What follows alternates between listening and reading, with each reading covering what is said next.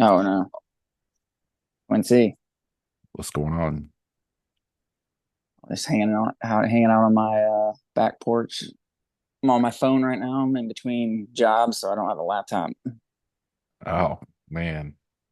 At my last job, I learned the hard way to not make their laptop my personal laptop. They shut it down when they laid me off. And that was, I mean, I got all my stuff out back, but that was Yeah. not fun at all. Yeah, that's actually good a fair point. Uh, but what's on your mind? Well, we have a few topics we want to talk about. One of them is social media. Social media is always just like a bane of my existence. It's like one of those things that we love doing. We love like getting on social media, but then like we hate it after the fact. It's just like never brings it. I won't say never. It rarely brings like sustained positivity in your life. Social media. No, I don't think it's not built that way. I think about that a lot. As a matter of fact, I would go as to say that social media is um probably responsible for most of the ills we see in our society today. Not directly responsible, but kind of indirectly responsible for the state of our social environment. Mm, It's a good way to put it.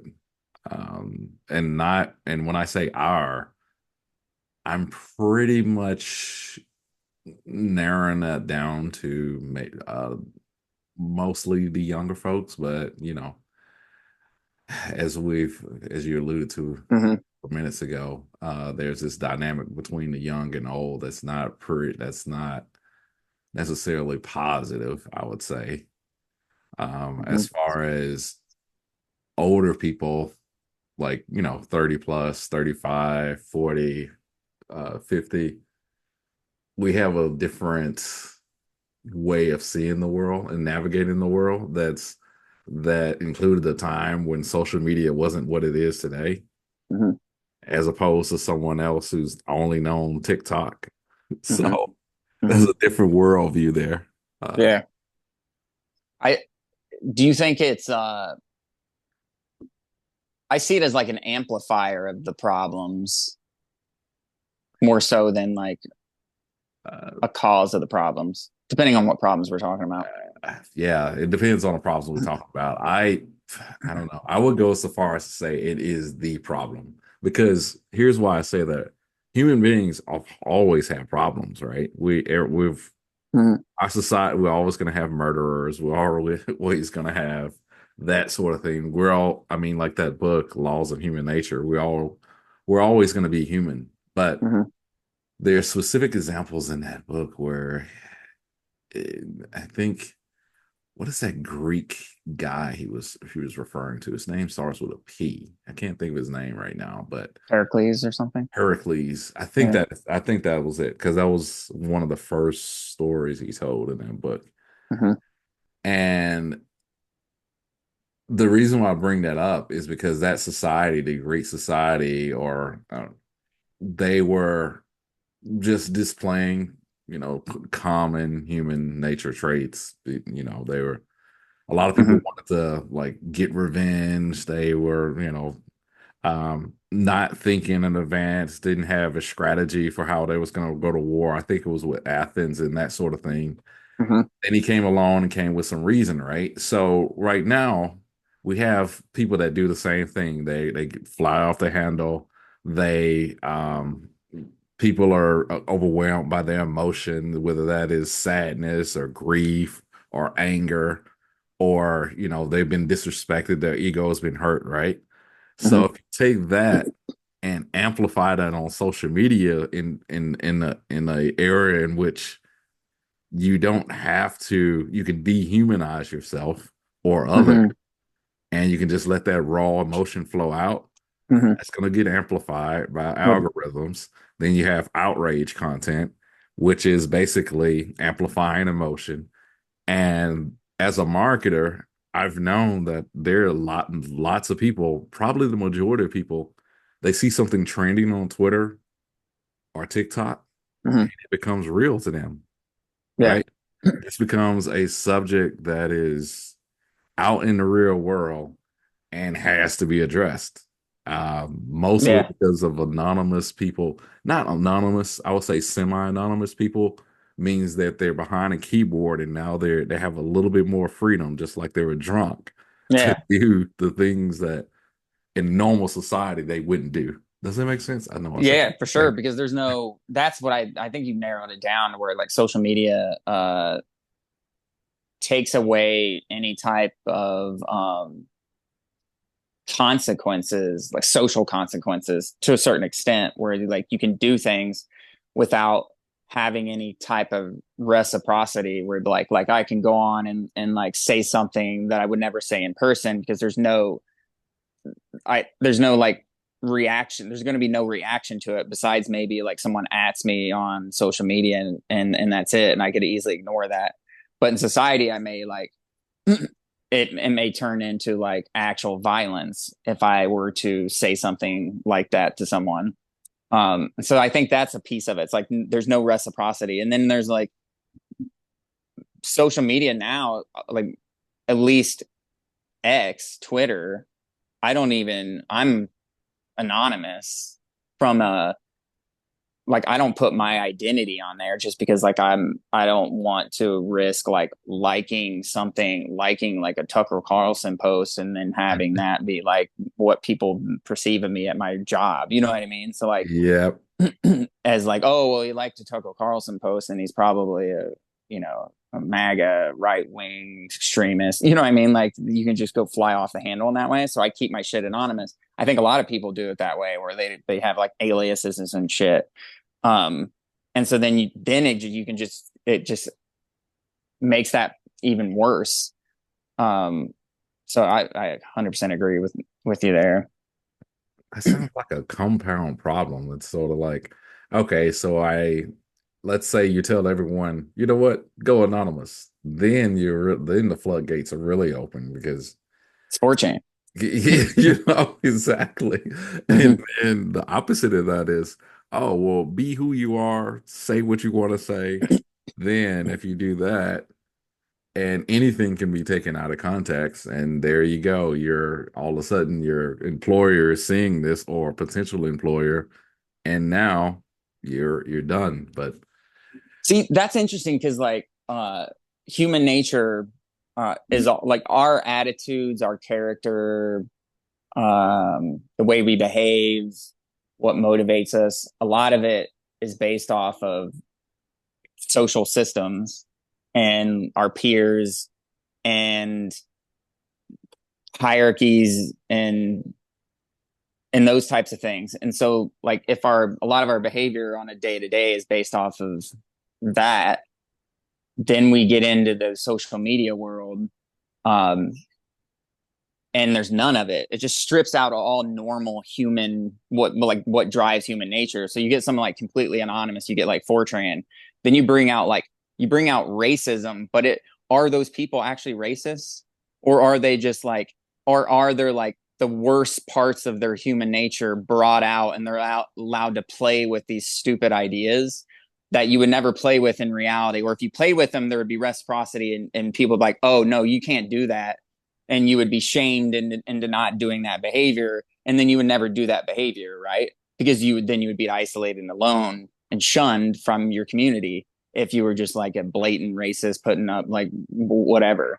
And so you're like immediately it those things kind of get stopped in their tracks, but then you social media kind of just allows it, and then it's like, and then to your point, it's a compounding effect because then it's like, well, now that shit's out there, then it kind of creates, then the algorithms get a hold of it, and then we kind of just hammer down, and that's the content we like to click on, and that's the content we like to engage with, and and then it just turns into like super divisive where, and not only that, it's not only super divisive, like both ends of the marketplace of like us consuming information or being like a marketer and putting out information is like the people that are putting out information and getting a lot of views and clicks, and they're actually getting like compensated off of that because now they have a following.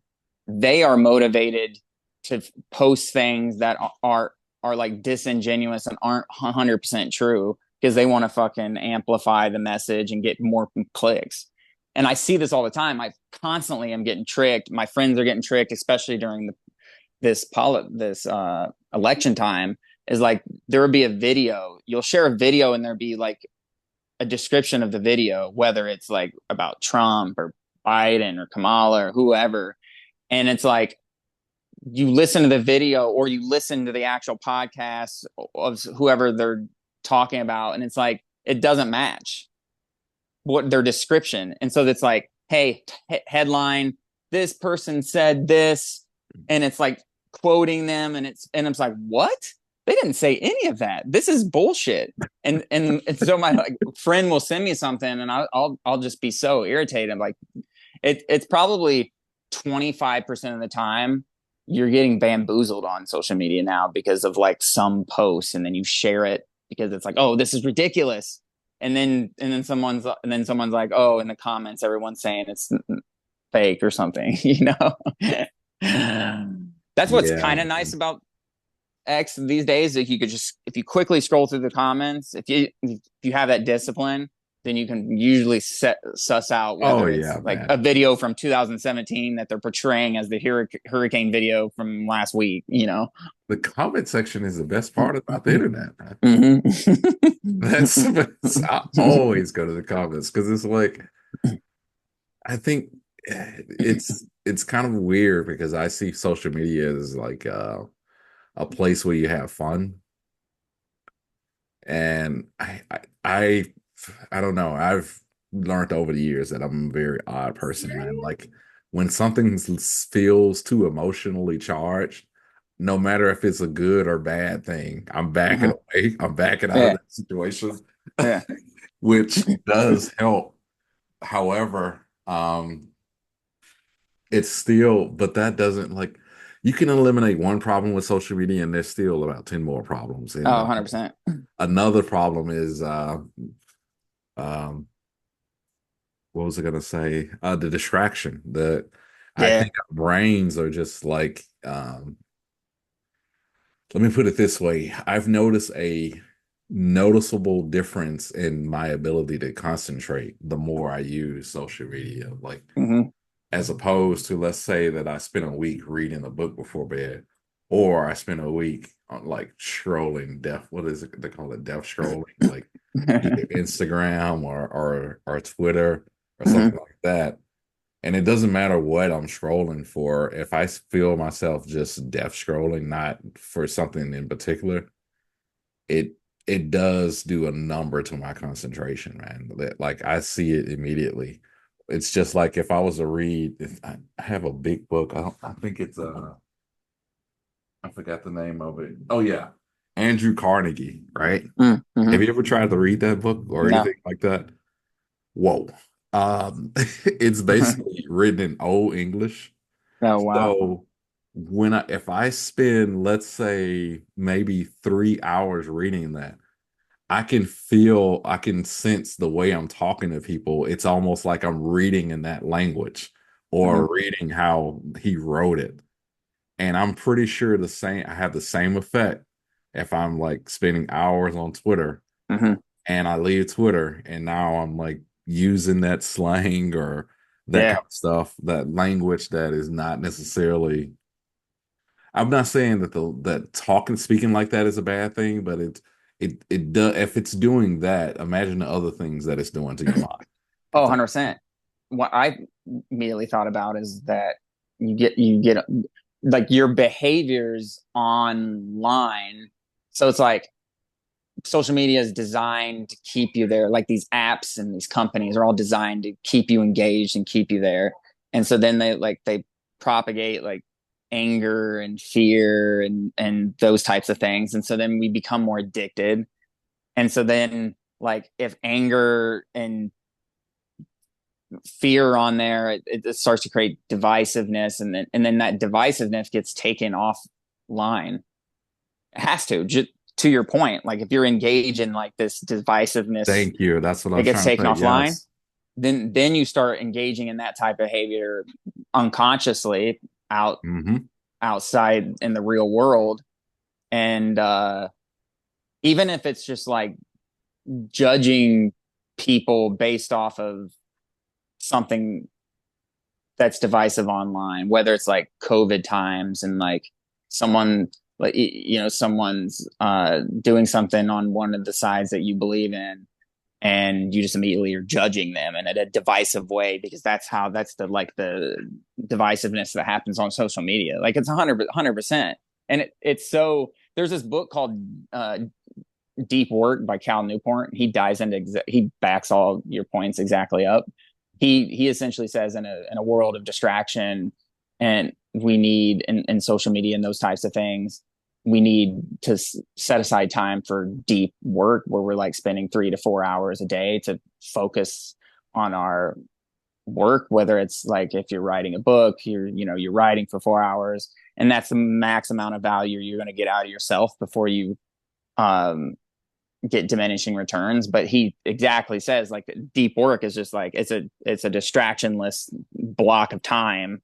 And he just puts in like a lot of evidence in there around exactly to your point, where if you have these distractions, even if it's even like notifications on your phone, and it's a simple notification of Slack, and then your mind I remember a concept called attention residue, he called it. And so you take your attention, you put it on something else, and there's this like uh cognitive residue still attached to this other thing, and you come back and you can't focus as well, because there's like your brain can't help but because you put some type of importance on it by putting your attention to it, and now I can't just get rid of it immediately.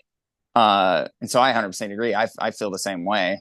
Um, even just like there would be times when I'll go a decent amount of time without social media, but then I find my text messages with my friends. You can't get away from people sending like Twitter links, X links, shit on Instagram. You know what Yeah. I mean? Yes. Yes. And it's already loaded for you, so you already get the message, and so it's like you can't get away from it. I become addicted in a social media way to like my text messages and what's going on in threads and Because there's shit. You know what I links mean? everywhere. Like you Yeah. send, yeah. Oh my God, that's such a good point.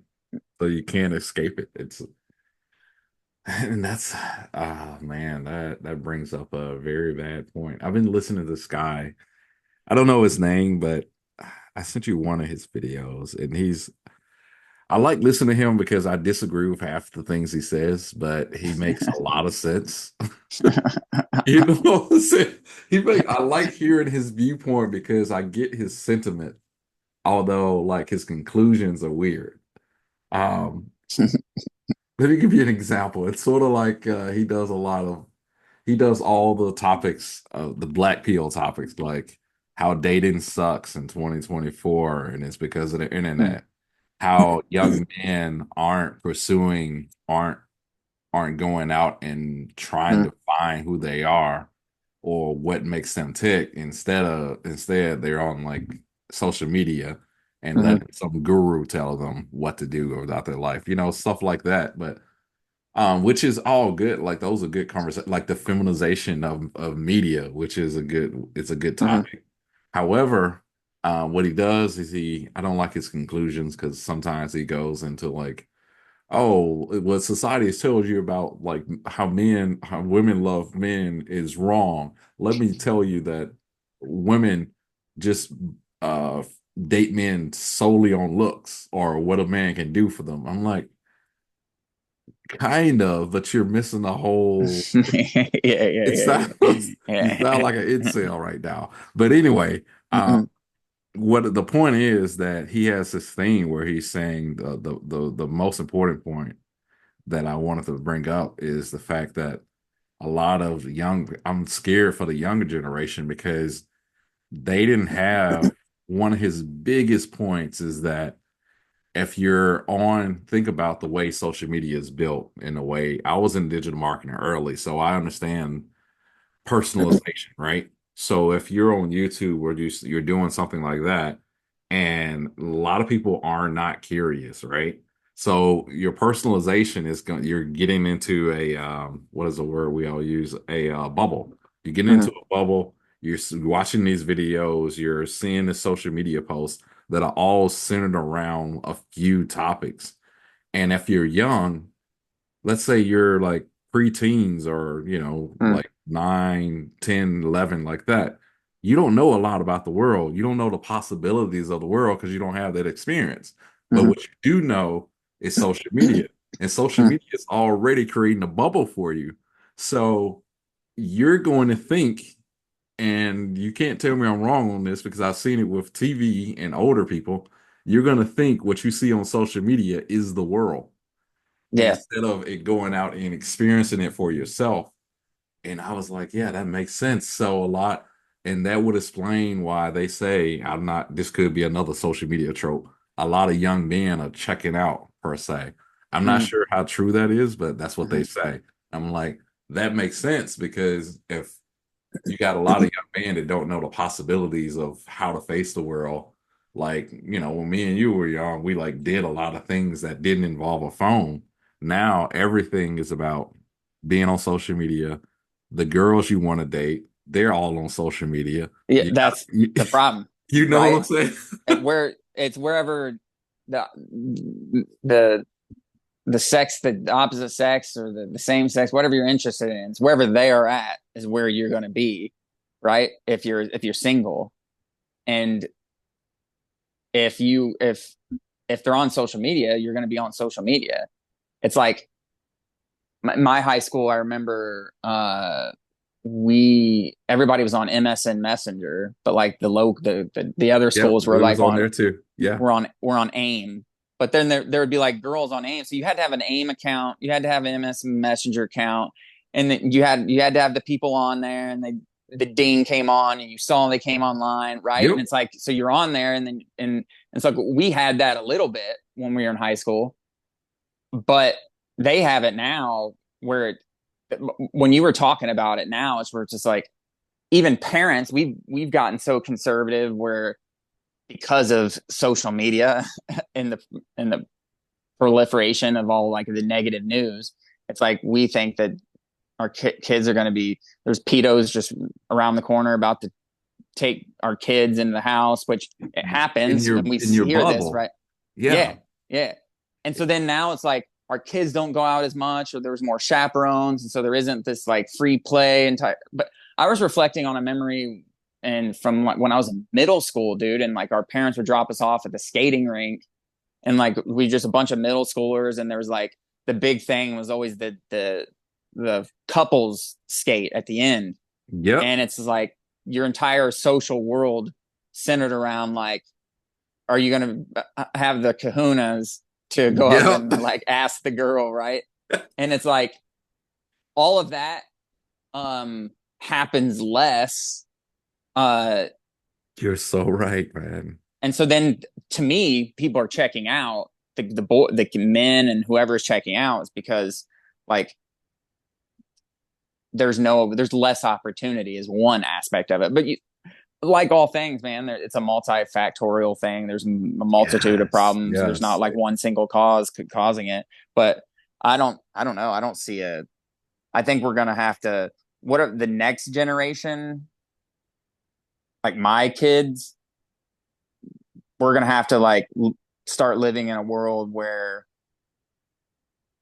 we're gonna have to rebalance and create more opportunities for kids to like yeah that like the social media thing's going to be there's going to be this online presence no matter what, but we have to kind of teach them or even lead by example and like not be on your phone as much, go out and do things, interact with other families and stuff, you know what I mean? I feel like Yeah. you got to change the landscape. Yeah. You know what? I was just thinking about that. Maybe I've been having this conversation a lot, but I'm starting to figure out that most kids just No, I think you told me this. Most kids just learn by Mm, seeing what their parents do instead of you telling your kid, hey, you do this in life, which is still good, but most of the things they learn just by observing and being around people. And the more I think about my habits and the things I do, I can trace them back to like what I saw as a child and the hmm decisions I made and that kind of thing. hmm Yeah, I think it's gonna have to be mostly that. Like, I'm hopeful that maybe some after Gen Z, someone is gonna, I mean, every generation has their like moment where they want to rebel against the previous generation. So what if Yeah. Gen A's rebellion is like, we're gonna stay offline and like do things out in the yard? I can see that happening. Oh, 100%. Yeah. Yeah. So yeah. Yeah.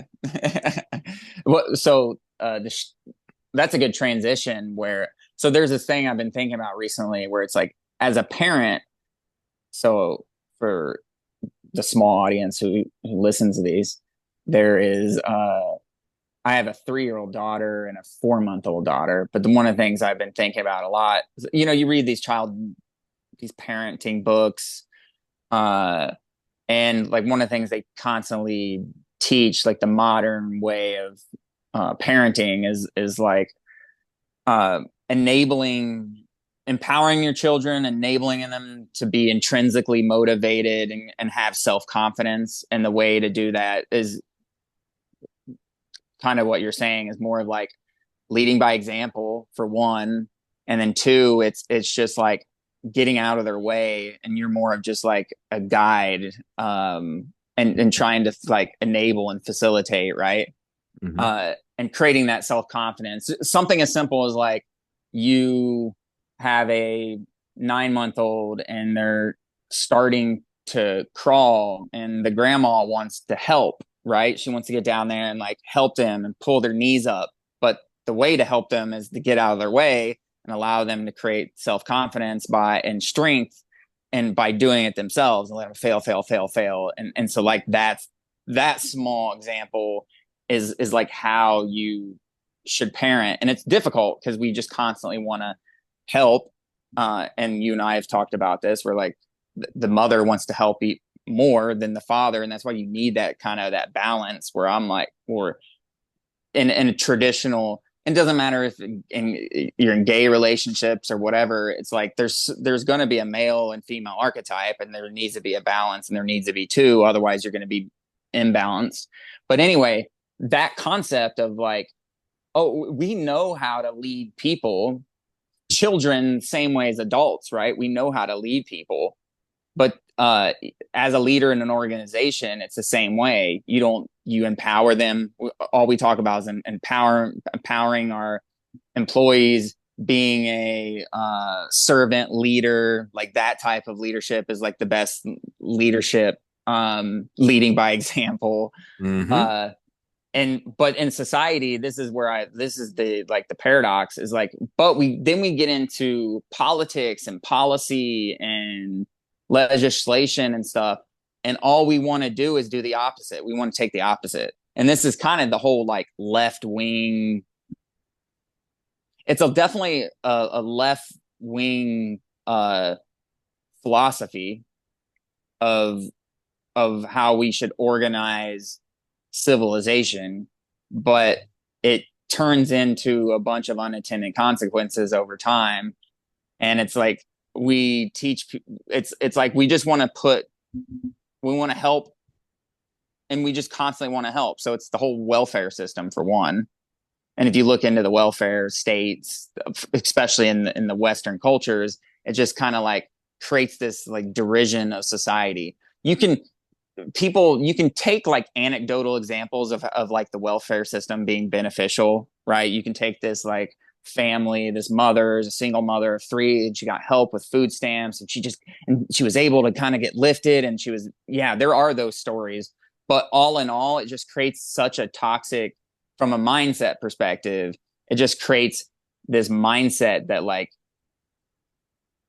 you're coddling, you're constantly trying to intervene and help them. But the irony is that actually makes it worse, because then they expect they kind of just like expect help. Their motivation, intrinsic motivation goes down. Everything's extrinsically motivated. Yep. And it just creates this mindset that it makes up the middle class or middle class, the lower class. And it creates like this huge self-fulfilling prophecy where it's like, oh, we're trying to help them. But like, I think there's this book by this guy that's called Stop Helping Us. You ever heard of this book? No, I haven't. This it was by this black guy who's basically telling, Stop helping us. Let me Google. yeah, I can't think his name's Jason. I can't remember. Jason Riley, I think his name might be. But that concept, Nice. is it Jason Riley? Uh, Jason Raleigh. Yep. Perfect.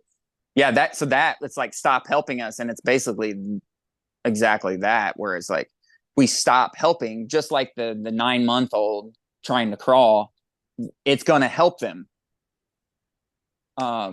And there's this book I read that I've talked about on the podcast before, but it's called Life at the Bottom: The Worldview That Makes Underclass. And this guy wrote this book about early 20th first century British society and how what made up the lower class, because he was a doctor working in a slum in London, and basically just wrote this book. And he had worked in different he had experience with other societies, Asian societies, Mhm. African, and like it's not that like less money and being poor creates that. It's this overreaching effect, and it's a direct opposite of what all the books say we should do as far as leadership. And it's something I've been thinking about. What are Yeah, your thoughts? man. Dude, what are my thoughts? You said a whole lot of stuff, man. Well, I can so it's not gonna be good what I'm gonna say, man. It's not gonna be good. It's not gonna be good because I will preface what I'm gonna say by saying that I had this conversation with someone like this past week, and I said that when I say something, I'm not speaking from an ideological position. Most of the stuff I don't know. I don't know a lot. When I talk, I'm like, I'm not, I only speak on what I've experienced, and what I've experienced is a lot. And basically, the first thing I would say is to not to summarize what you're saying, but to piggyback off it. And that is that it's just what you describe is the feminization of society, I think. Mm, And that when I say it's not good, I don't find any joy or pleasure in saying that. Like, I'm not like some black pill dude that's out here trying to like say women are like, it's a lot of that stuff out here. Like, women are doing this, women are doing that. Like, yeah, I mean, true, but it's not a woman doing it. It's just what happens when a society reaches that point where we're so affluent that now it becomes safety is a priority rather than freedom. Why mm-hmm, should we care about freedom from what? We're all like we're not no deer no we're not deer being chased by lions. Like we're no one is out. We are the apex predators, and to narrow that down, like Americans, Western society is the apex society in the world. So what do we have to be scared of? And when you get to that point, then mm, safety becomes a thing. And now people are like, oh, it becomes and when I say feminization, I mean emphasis on harm reduction instead of an emphasis on mm, exploration, learning, meritocracy, mm, achievement, all of those things.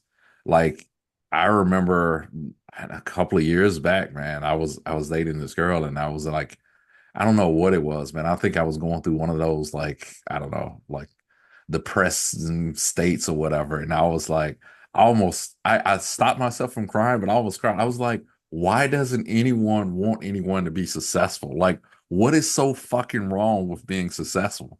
mm-hmm, Like, and I think I figured it out. I was around that crowd who just like, oh, you're supposed to be worried about like slavery. You're supposed to be worried about people mm, hating on LGBT. You're supposed to be worried. You're not supposed to be trying to be rich. You're not supposed to be trying to be successful. You're not supposed to go out for that mm, that job. But then again, I get around another group of people and they're like, why do you what why do you take that job again? Like what is happening? And it's like it's this constant back and forth between the right, the left, and the right. And each one has its good and each one has its bad. But I think right now the left is just has society by a stronghold. When I say the left, I mean I'm talking less politics and more like culture, as far as Yeah. even football. Mindset. Like, we got a football game tonight. Like, there's going to be so much emphasis on harm reduction and not as much on like raw achievement. Like, if you say some of the things you say in the locker room, anywhere else besides the locker room, not the gritty stuff, but just like, oh, we kicked his ass or something like that. Even that, Mm-hmm. you can't say stuff like that in a lot of places now, man. Mm-hmm. Mm-hmm. But you can do your grievance politics. You can do your complaining about someone else, or like, I need help or something like Mm. that. And people respond to that, man. So I don't It's know. it's similar to it's definitely a good piggyback off of what I was talking about because it's the coddling. Um, there's like a if you take the traditional feminine and male archetypes, and it's like, and if you're in a gay or same sex or whatever marriage you're in, if you're with another person or multiple, like there's going to be like a spectrum of different mindsets, and like usually you gravitate to someone that like there's a good balance. You don't gravitate to people that are exactly like you Hmm. in every way. So then there's a balance, and I think nature has created this, right, to so we could like bear children, and then you could create this balance of like and create a balanced kid that will grow up and be successful and not die. And I think this, if you take the mother and father, we'll use the traditional, say mother and father, and it's just like the mother and father archetype, and you take it to society level, then we've become in balance. We're almost like the poor family who does that. Society is basically the poor family that's fatherless, and now you have a mother that's just overbearing, overprotective, Yes. coddling, and then and it's exactly the same thing. What does that do to the child? Is they don't they're not fully balanced in character, and they have a lot of flaws, and it's tough for them to succeed in life.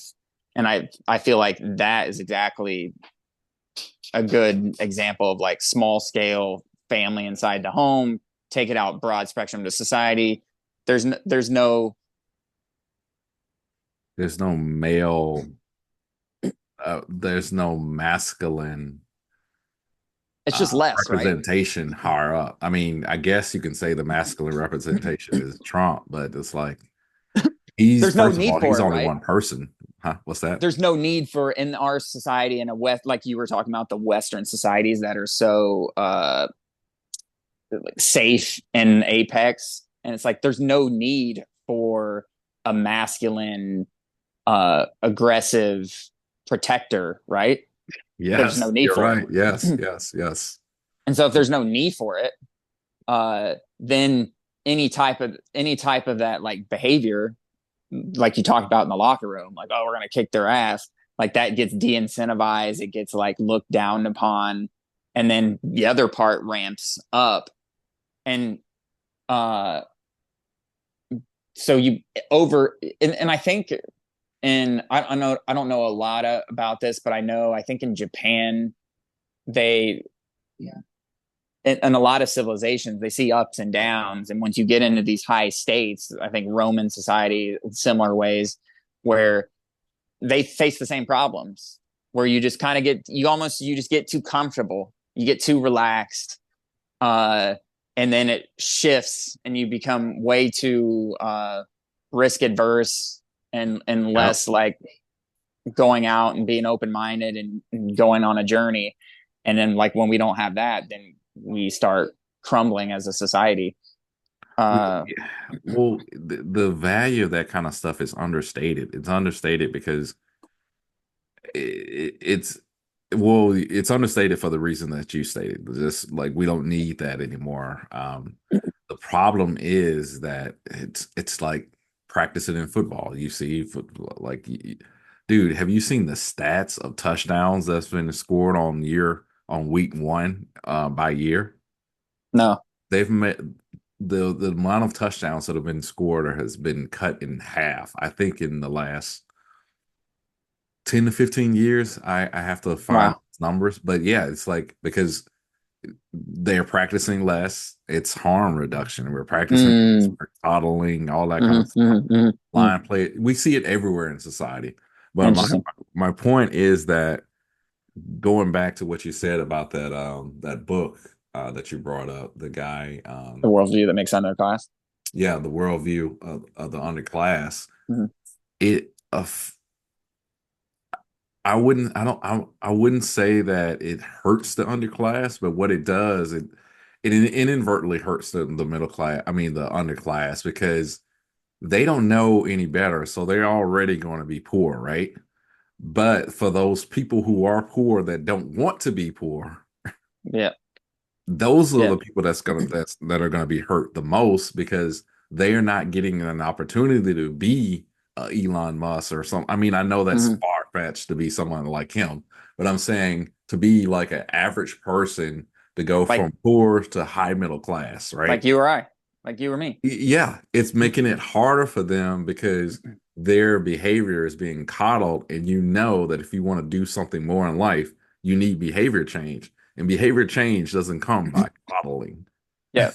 You Well, know what I'm saying? you've seen it in the like especially Chicago and like these liberal cities is it just keeps it keeps compounding and getting worse and there's no like self-correcting machinery. There's no masculine archetype to like uh balance it. It's like, oh, wait a second about that idea. That idea it's not racist. A great example in Chicago is like the traffic lights. So we put in um, traffic light cameras, and then if you blow a red light, you get a ticket. You've Uh-huh. probably got plenty. I've gotten plenty, Yeah. especially like rolling a right turn on a red light. Yep. And uh, what happened is for a brief period of time they took those down in these black communities because what they found was that they were getting the most tickets. And so Mm-hmm. then they said the traffic lights were racist because Oh disproportionately yeah, that's black what you wanted people to talk about. Yes. disproportionately black people got more tickets. And so Yes. then the logical next step is, well, the traffic lights are racist, right? That's the most egregious example of this whole like dis. It makes so much sense though. That they would do that. This is the extreme example of like no masculine archetype balance because you just like you just these ideas they don't get questioned uh because questioning them ends up is not good for the person questioning them. So there isn't an environment for questioning any idea, and so that Well, idea just keeps going and going and going, and next thing you questioning. know we're taking down red lights and now there's more accidents. What actually happened was there's more accidents in Chicago, you know. It ended up creating more.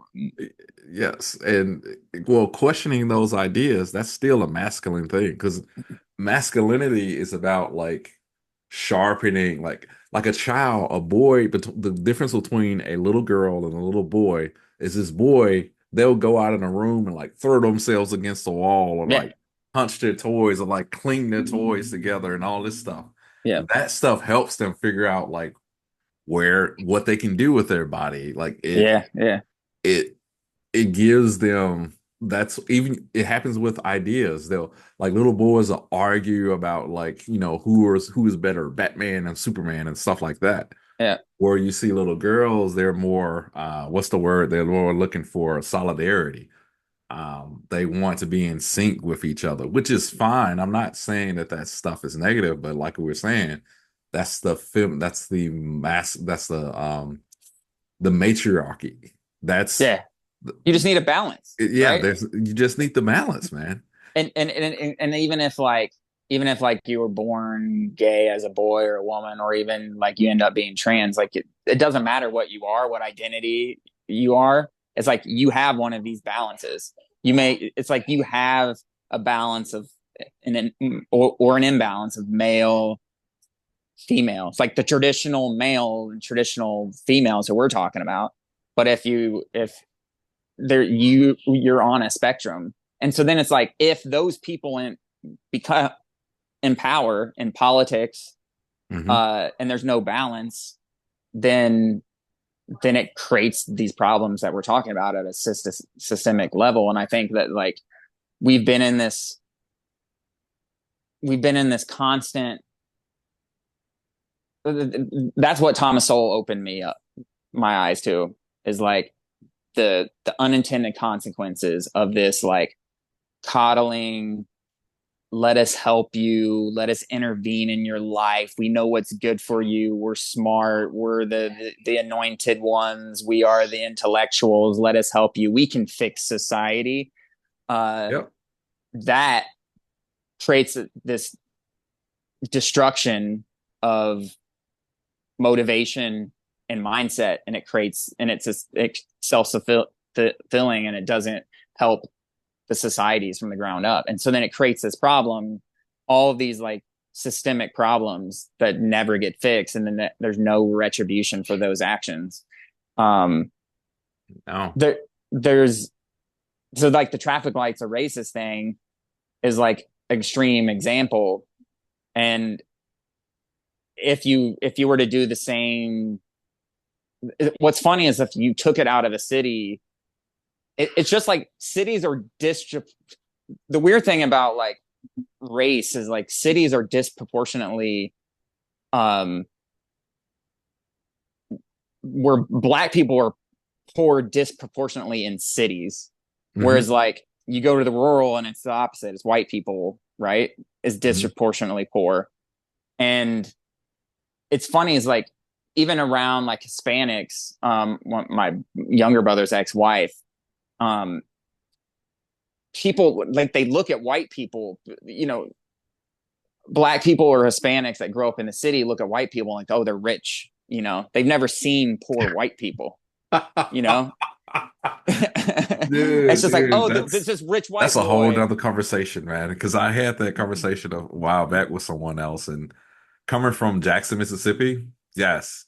When I came to Chicago and realized how the black Chicagoan views white people, it was one of the most, it was one of those period, like you have like those moments in life where like things clear up for you and you see something for the first time, and it's just like, this is the most frightening thing I've ever seen in my entire life. You're right.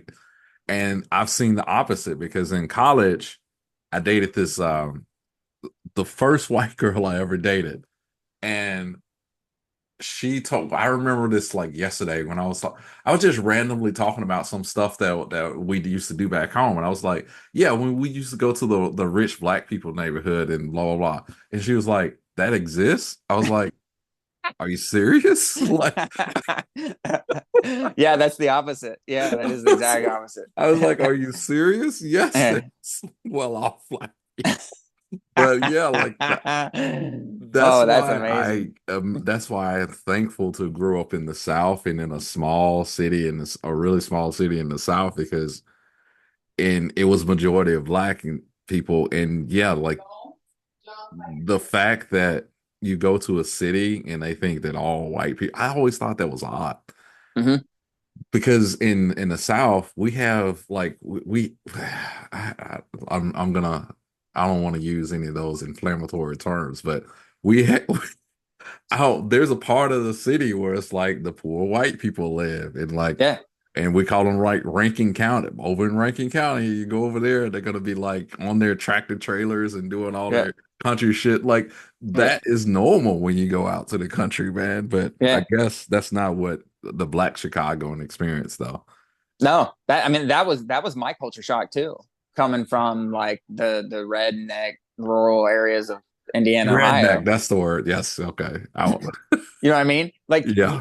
I just it was just so I was so flabbergasted, especially coming to Chicago. My daughter's gonna make an appearance. Hey, coming to Chicago, and it's like you just get portrayed as like a rich person just because you're white. I'm like this is just wait, it's like it's just like I'm still flabbergasted because it's like it just shows. Speaking of bubbles, it just shows like you've never been outside and truly experienced, uh, like white people outside of the city, right? Because all like most of the country, man. Like I remember in 2020, Tina and I went to Texas, and we went to San Antonio, and then we were like, oh, let's go to the beach.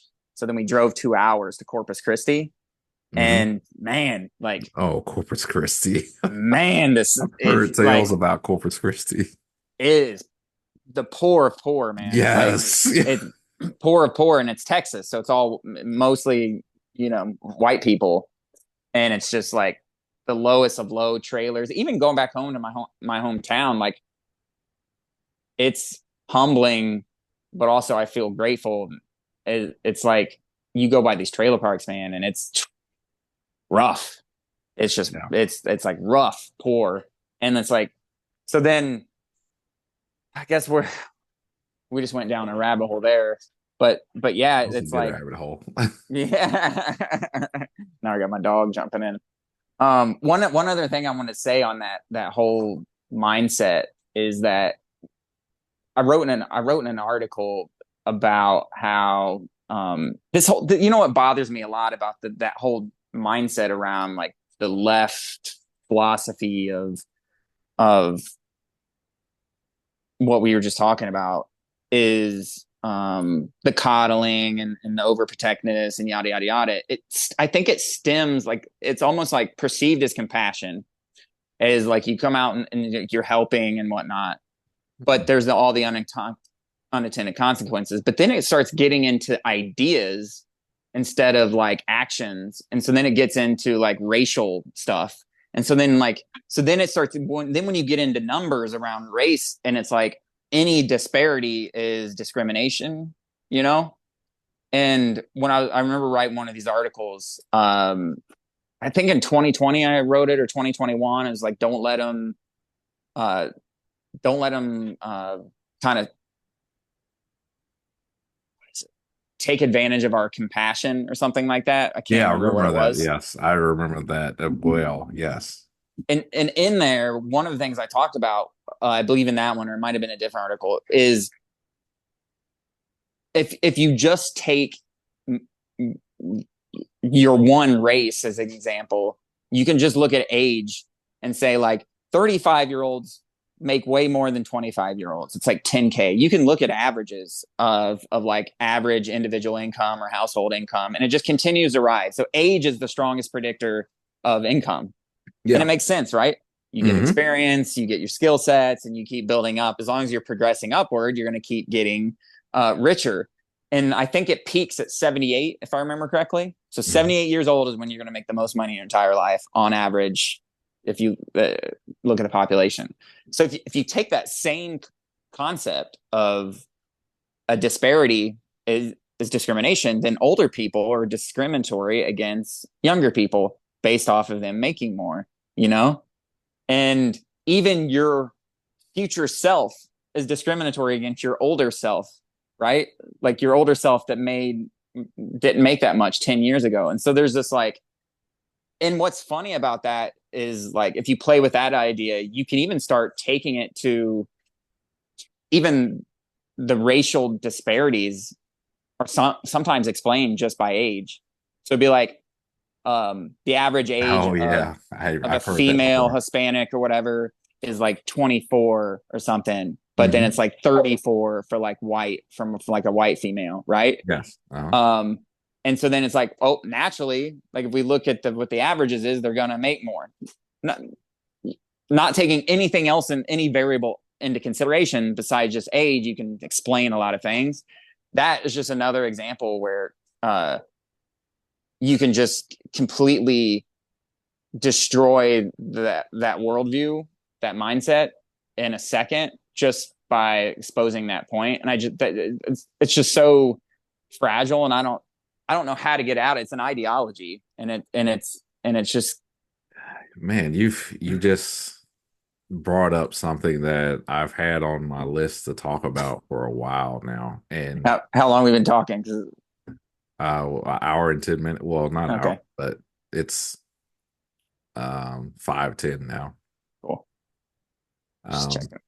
so this thing is huge, and I think this also is one of the I need to go ahead and write this book about the dangers of social media, because this is one of the largest dangers of social media. It's based on how humans operate. And the reason why I understand this so much, or why I've been thinking about this a lot, is because all my life I've been into astronomy, right? If you're into astronomy is hard for a lot of people to wrap their heads around, because the numbers are so astronomical. The No pun time intended. some of these yeah these time these planets take to go around the sun is like 3 lifetimes, or like the the distance in between us and the nearest planet. It's almost like looking at a crumb that's 2 feet away from the next crumb. That's how vast that's how vast space is, right? Mhm.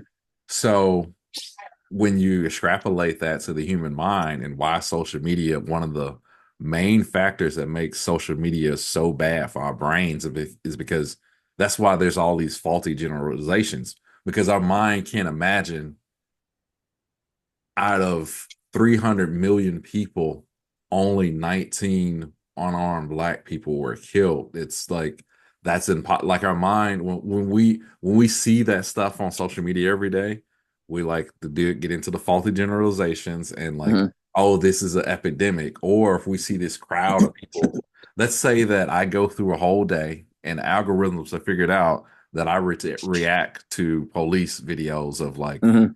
I don't Yep. know, whatever, what it's people doing bad things, or I get exposed to like this presidential candidate that keeps on saying these bad things, right? Yep. Our mind can't understand that these are rare events, because it's right in front of us and it's being shown to us. Out of the 20 videos that we watch, 15 of them are that. So we think that we go out in the world is like, all these black people are murderers, or like all these white Yeah. people are racist. You see what I'm saying? Our Yeah. mind can't comprehend numbers like that, Yeah. Yeah. Yeah. Yeah. which is why social media is kind of bad. Because think about it, our like our we're not wired to react to the opinions of thousands of people at once. Oh, 100%. You know what I'm saying? Like, It's like self-imposed propaganda almost. You know what I mean? yeah, yeah. So, That's what and the algorithms are, kind of. It's like propaganda. You're creating it's creating a propaganda machine onto yourself, because it's like, well, you watch that one black person get shot, now you're gonna get the next one, you're gonna get the next one, you're gonna get none of the white people being shot, you know. And it's like, and fuck, there's a fucking epidemic out there. now add that back to the young person who has never experienced Yeah. anything, and that's what their mind sees. They haven't experienced anything. Their mind is still developing. Now, like you said, everyone older who has money is like a bad person. Everyone white is rich. Like all those Yeah. faulty generalizations happen because of stuff like that, man. That's why, and that's exactly why social media is so harmful to, and yeah, then the younger generation, it's even worse. Because like every time I get into I go in and experience the world and talk to people, it's like nobody gives a shit. Like it's two different worlds. You're on social media, and especially X, or even Instagram, right? Like everybody has their thing they're propagating, and it's like this isn't happening in the real world. Like nobody is talking about this, and it's like there's no like existential crisis happening. Whereas you go on there and it's like there's an existential crisis like every On fucking day. everything, Yeah, everything. it's And like you feel like the world's on the brink of collapse. yes, yes. Yeah, And yeah, you have to ask yourself, are things really this bad? Like, even dude, it's something as simple as sports, man. Something bad Mm-hmm. or Oh, something makes the 100%. news, and everyone is like piling on, and you're like, Mm-hmm. oh my God, you feel it. You know what I'm saying? It's Yeah, 100%. There's a concept called the mere exposure effect. I Mhm. read about in Thinking Fast and Slow. My daughter Lydia is gonna join. Okay. Say, wave, Lydia. That's Quincy. Remember Quincy? Lydia, Yeah. Remember do Quincy? you Say remember hi. me? He's asking if you Ah, remember him. Do you remember him? Yeah. All right. I'm almost done. I'm almost done. Okay. I'm sit right here. Uh, the mere exposure effect is what it's called, and it's essentially exactly what we're talking about, but with through a mental model and with evidence. It's like you do surveys with people, and like, what causes more death, tornadoes or asthma attacks, and they'll say tornadoes because no, we're not exposed to thank you. asthma. And it's like Yes. 20x, right? 20x more Yes. asthma attacks. That's Yes. the example he gives in the book. The other example that I love is the Boston Marathon bombing. They did Mhm. a study of people who watched. So there's a it's a marathon, it's Boston Marathon run. There's a shit ton of people there. So the people who Mhm. actually experienced it compared to the people who are uh, experiencing media of it, just Oh, onslaughts of media of it. oh And I yeah. think it was like 4 to 8 hours of media. You had you had worse PTSD than the people actually who experienced the bombing. And that just fucking blew my mind. And it's obviously Yeah, stuck in that my memory, and makes so I'll much never sense. forget it. But it's like, it's exactly that. Like you just expose them.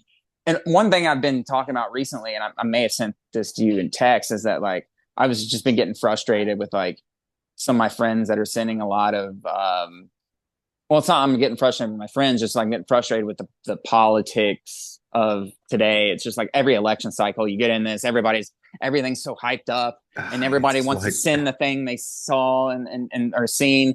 And it's like I'm like, we have turned into our parents, but we're worse. And yes, yes. we used to make fun of our parents, like they're just sitting in front of the TV and they just watch the news. I do it with my Thank you. grandma. My grandma still does it. She'll watch the news, and I'm like, it's just so negative, right? We've literally turned on our parents, but we fucking watch the news 10 times a day because we're addicted. And On so we social jump on media. there, Yes. or our text messages. I'll Text send you message. something because you get on social media at different times than I do, and I'll send you something, you send something to me. And it's like, even if you don't click on it, you get the whole rendered up link and image, and you experience it, man. And it's Yeah. yeah, it's a sad state of affairs. The news, man. I need to like go hunting more. Oh, 100%. Go fishing, go hunting. Fishing. I, I like fishing more than hunting. There's something, I went hunting when I was like 8, and I like didn't want to kill the deer for some reason, you know? Really? Dude, I Yeah, would love that. I've I never know. killed a deer before. I would, it just, I don't know what it was. I just didn't want to do it. Um, Maybe even, that's a good thing. yeah, it could be, but we're so far removed from what's natural, right? Like, I would have viewed it as meat and like food and like high Yeah. quality, but now I don't. Um, and I think that's what it is, just context, I think. But yeah, fishing. I've actually gone fishing more this year than I've gone since I was like 16, 17, 18 years old, because I've been fishing with like my twin brother Ronnie. And then because we have this lake that my family has like a little cottage on, and so we've been fishing a lot. Hmm. It's been great, man. You just get into like, you go out there and it's just a wild experience. You're in the zone, right? You get in that You're flow doing state, something. Yes. especially when you catch something. It's like everybody gets so excited, and then like, and it's just everyone runs over and they want to see what it is, right? You know what? That is like a low risk thing that you can do to get you in touch with your, physical being, if that makes sense. Did you fish from Yeah. in the south? You Oh guys yeah. fish? Yeah, yeah. Definitely. I loved it, man. My claim to Nobody fame. fishes in the city. You know, it isn't a city thing. Nobody fishes up here. Exactly. My What's your claim to claim, fame? what's that? I was asking, what's your claim to fame? Oh yeah, I was catching 12 fish at a summer camp, dude. Mm. I was going all around the lake while all the other kids. I was like, I think I was like 12.